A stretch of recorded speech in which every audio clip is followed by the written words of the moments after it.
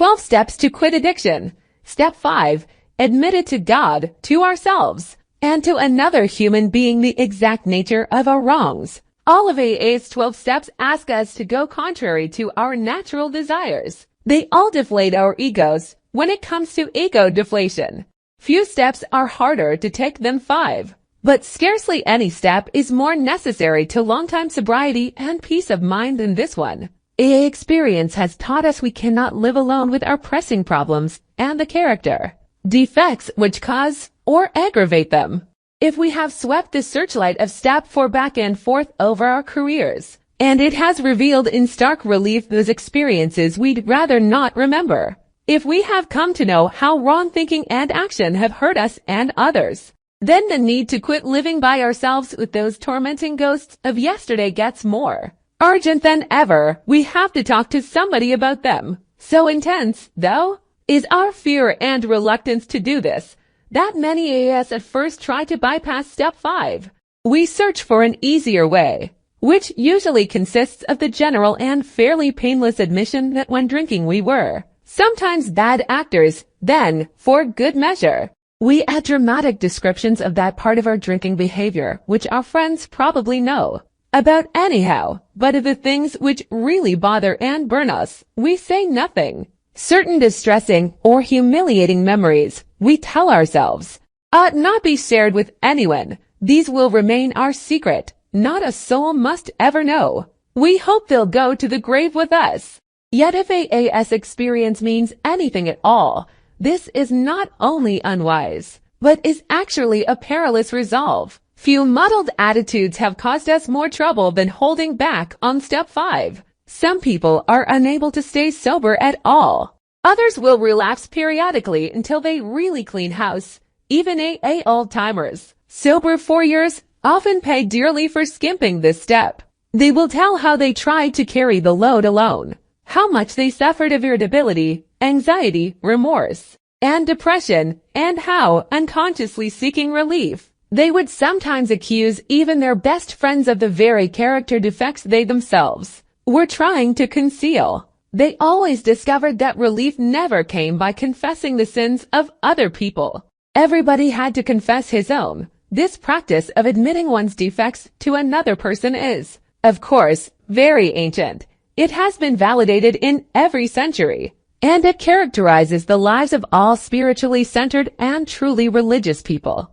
But today religion is by no means the sole advocate of this saving principle. Psychiatrists and psychologists point out the deep need every human being has for practical insight and knowledge of his own personality flaws, and for a discussion of them with an understanding and trustworthy person.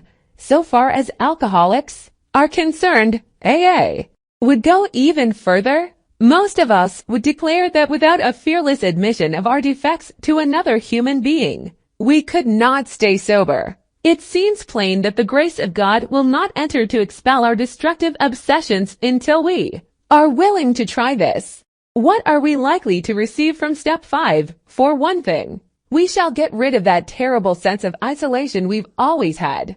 Almost without exception, alcoholics are tortured by loneliness. Even before our drinking got bad and people began to cut us off, nearly all of us suffered the feeling that we didn't quite belong. Either we were shy and dared not draw near others, or we were apt to be noisy good fellows craving attention and companionship, but never getting it at least to our way of thinking. There was always that mysterious barrier we could neither surmount nor understand. It was as if we were actors on a stage, suddenly realizing that we did not know a single line of our parts. That's one reason we loved alcohol too well. It did let us act extemporaneously. But even back as boomeranged on us, we were finally struck down and left in terrified loneliness. When we reached AA, and for the first time in our life stood among people who seemed to understand, the sense of belonging was tremendously exciting.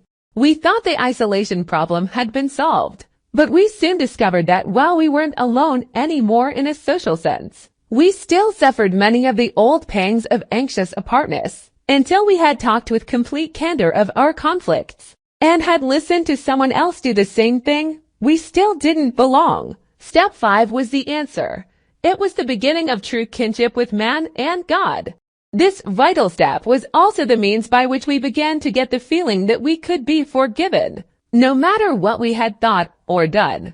Often it was while working on this step with our sponsors or spiritual advisors that we first felt truly able to forgive others, no matter how deeply we felt they had wronged us. Our moral inventory had persuaded us that all-round forgiveness was desirable. But it was only when we resolutely tackled step 5 that we inwardly knew we'd be able to receive forgiveness and give it too. Another great dividend we may expect from confiding our defects to another human being is humility, a word often misunderstood. To those who have made progress in AA, it amounts to a clear recognition of what and who we really are, followed by a sincere attempt to become what we could be. Therefore, our first practical move toward humility must consist of recognizing our deficiencies. No defect can be corrected unless we clearly see what it is, but we shall have to do more than see. The objective look at ourselves we achieved in step 4 was, after all, only a look. All of us saw, for example, that we lacked honesty and tolerance, that we were beset at times by attacks of self-pity or delusions of personal grandeur. But while this was a humiliating experience, it didn't necessarily mean that we had yet acquired much actual humility, though now recognized. Our defects were still there. Something had to be done about them, and we soon found that we could not wish or will them away by ourselves. More realism and therefore more honesty about ourselves are the great gains we make under the influence of step 5. As we took inventory, we began to suspect how much trouble self-delusion had been causing us. This had brought a disturbing reflection. If all our lives we had more or less fooled ourselves, how could we now be so sure that we weren't still self-deceived? How could we be certain that we had made a true catalog of our defects and had really admitted them, even to ourselves? Because we were still bothered by fear, self-pity, and hurt feelings, it was probable we couldn't appraise ourselves fairly at all. Too much guilt and remorse might cause us to dramatize and exaggerate our shortcomings. Or anger and hurt pride might be the smokescreen under which we were hiding some of our defects. While we blamed others for them, possibly, too, we were still handicapped by many liabilities, great and small, we never knew we had. Hence it was most evident that a solitary self-appraisal and the admission of our defects based upon that alone wouldn't be nearly enough. We'd have to have outside help if we were surely to know and admit the truth about ourselves, the help of God and another human being. Only by discussing ourselves, holding back nothing, only by being willing to take advice and accept direction could we set foot on the road to straight thinking, solid honesty, and genuine humility. Yet many of us still hung back. We said, why can't God as we understand him tell us where we are astray? If the Creator gave us our lives in the first place, then he must know in every detail where we have since gone wrong. Why don't we make our admissions to him directly? Why do we need to bring anyone else into this? At this stage, the difficulties of trying to deal rightly with God by ourselves are twofold. Though we may at first be startled to realize that God knows all about us, we are apt to get used to that quite quickly, somehow. Being alone with God doesn't seem as embarrassing as facing up to another person, until we actually sit down and talk aloud about what we have so long hidden. Our willingness to clean house is still largely theoretical. When we are honest with another person, it confirms that we have been honest with ourselves and with God. The second difficulty is this. What comes to us alone may be garbled by our own rationalization and wishful thinking. The benefit of talking to another person is that we can get his direct comment and counsel on our situation. And there can be no doubt in our minds what that advice is. Going it alone in spiritual matters is dangerous. How many times have we heard well-intentioned people claim the guidance of God, when it was all too plain that they were sorely mistaken? Lacking both practice and humility, they had deluded themselves and were able to justify the most arrant nonsense on the ground that this was what God had told them. It is worth noting that people of very high spiritual development almost always insist on checking with friends or spiritual advisors the guidance they feel they have received from God, surely, then a novice ought not lay himself open to the chance of making foolish, perhaps tragic, blunders in this fashion. While the comment or advice of others may be by no means infallible, it is likely to be far more specific than any direct guidance we may receive. While we are still so inexperienced in establishing contact with a power greater than ourselves, our next problem will be to discover the person in whom we are to confide. Here we ought to take much care, remembering that prudence is a virtue which carries a high rating. Perhaps we shall need to share with this person facts about ourselves which no others ought to know. We shall want to speak with someone who is experienced, who not only has stayed dry but has been able to surmount other serious difficulties.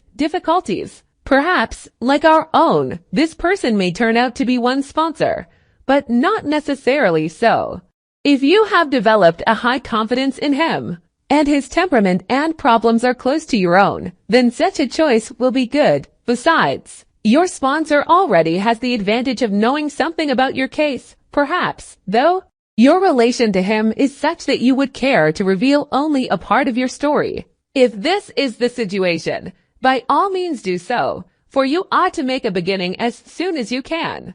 It may turn out, however, that you'll choose someone else for the more difficult and deeper revelations. This individual may be entirely outside of AA, for example, your clergyman or your doctor. For some of us, a complete stranger may prove the best bet. The real tests of this situation are your own willingness to confide and your full confidence in the one with whom you share your first accurate self-survey.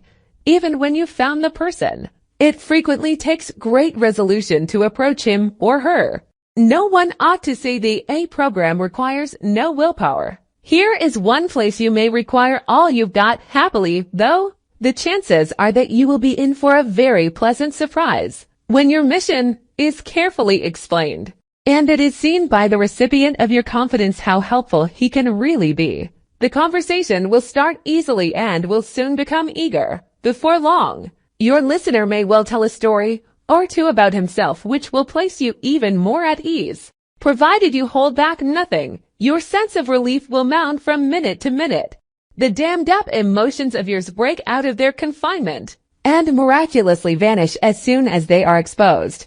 As the pain subsides, a healing tranquility takes its place. And when humility and serenity are so combined, something else of great moment is apt to occur.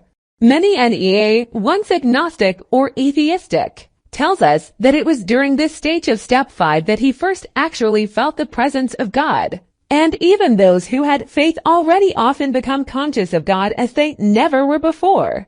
This feeling of being at one with God and man, this emerging from isolation through the open and honest sharing of our terrible burden of guilt, brings us to a resting place where we may prepare ourselves for the following steps toward a full and meaningful sobriety.